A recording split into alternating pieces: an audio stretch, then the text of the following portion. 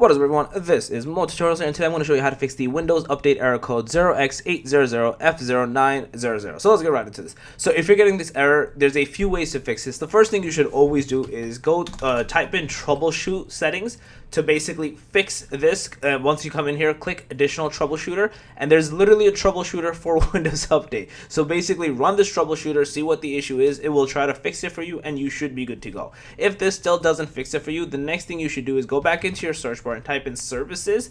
In here, type in Windows or just press W and find what is something called Windows Update and Windows Update Medic Services. Right click into this, go to properties. In here, yours will say stopped, but press start and then basically change it from manual to automatic, and do the same for Windows Update Medic Service as well. Go to properties, change it to automatic, press start, and then press apply, and then try to do the update again, and then you should be good to go. So yeah, that's basically it. If you guys enjoyed the video, please smash the like, guys on the channel, make sure to subscribe, click that notification bell, and then more tutorials out. Peace.